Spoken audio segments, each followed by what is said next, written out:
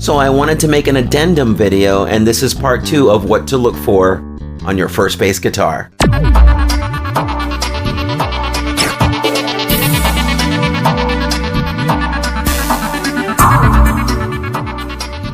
Hello everybody, and welcome back to Bass Chops for Beginners.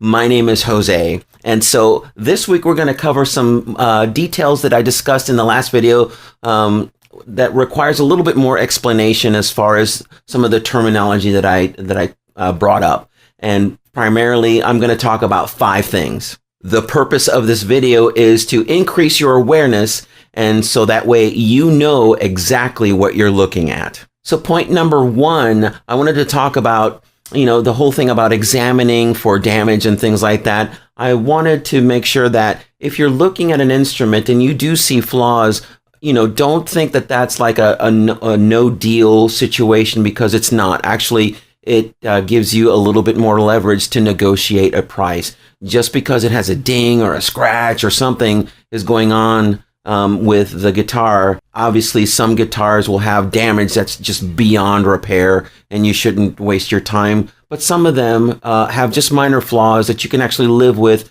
and it's okay. It's definitely going to be okay if you're on a budget and this is your first instrument, so there's nothing wrong with that, okay? So point number 2, I'm going to talk about the neck itself. I mean, the last time I brought this up, I talked about being careful about neck relief, okay? And what you should look for is a neck that's as straight as it can possibly be as you're looking at it. Necks shouldn't have any kind of weird bowing or definitely any kind of movement going in this direction. But there's 2 things that are, actually 3 things. You've got a neck that's, for the most part, as straight as it can be, considering that there's strings applying a lot of tension on the neck.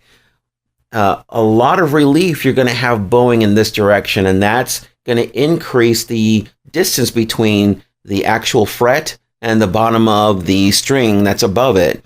Too much of that distance, it's called too much action. It's very difficult to play an instrument like that, okay? And so a neck that's got too much curvature is not ideal. That just means that there's something mechanically going on with that neck, and you should just stay away from that one.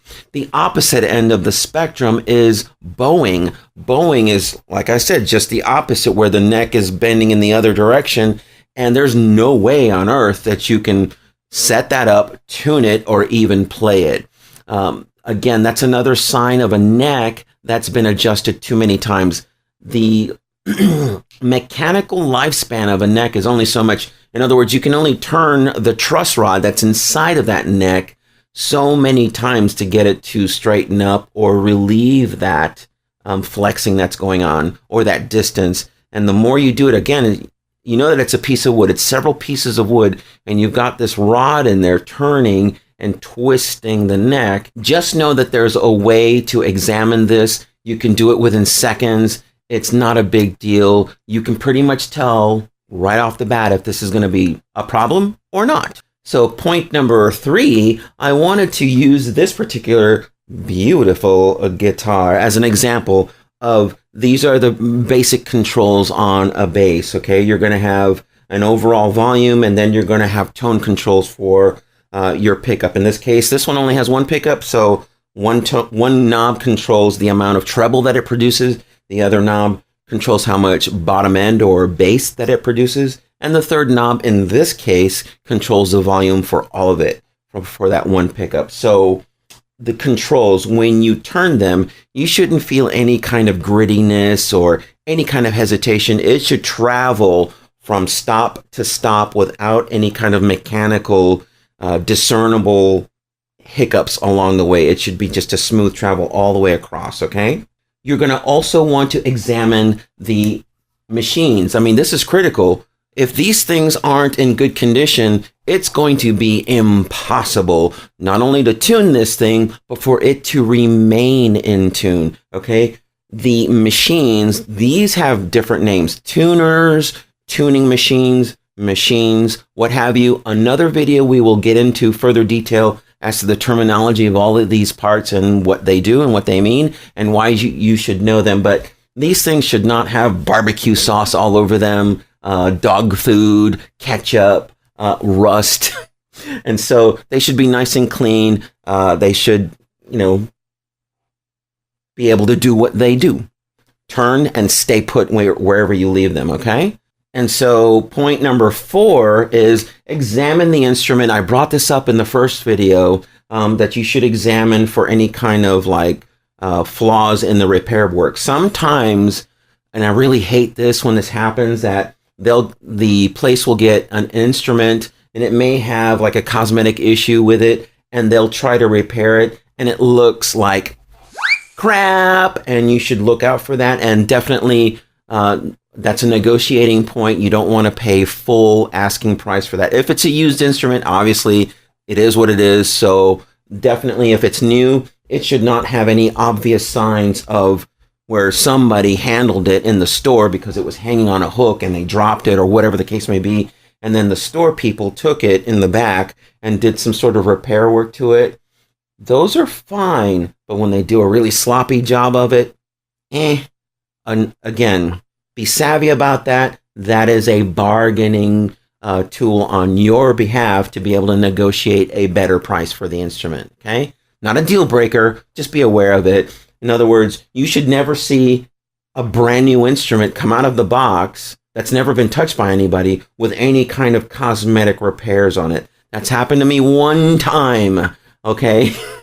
One time, and I learned my lesson. So save yourself a lot of aggravation and examine these things with a really close, discriminating eye. And point number 5, look for an instrument that's got very basic controls on it, basic features. The more bells and whistles you have, the more opportunities for points of failure to occur along the operation of the instrument. This one, I'm using this as an example. It's very basic controls, but I've seen some instruments that have like switches and knobs and, turbo switches and, light speed, ludicrous speed.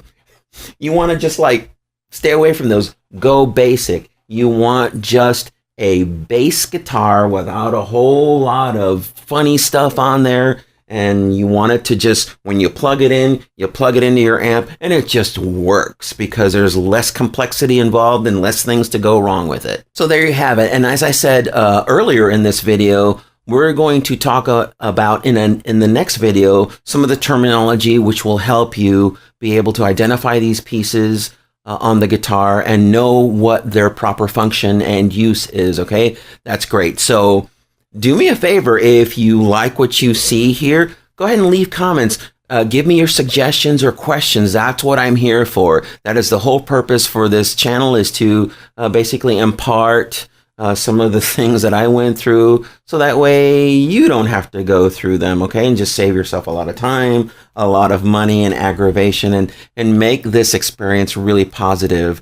If you really love what's going on with this channel, go ahead and subscribe right there, and then don't forget to click the notification bell. That way, whenever I upload a brand new video, you will be the first one to know about it, and you can come back here and get the latest information on basically everything that's going on. Also, if you want to follow me on Instagram, the address should be scrolling by here somewhere. And on my Instagram account, you'll be able to just keep track of what's going on in other aspects of my life and just my journey in becoming a content provider for you. Okay? So thank you so much from the bottom of my heart for you spending your precious time with me here. It means a lot to me that you're carving out some time to spend here and get some of that knowledge, and it really means a lot to me. And so I look forward to the next video, and we'll see you then, okay? Take care and tune it or die.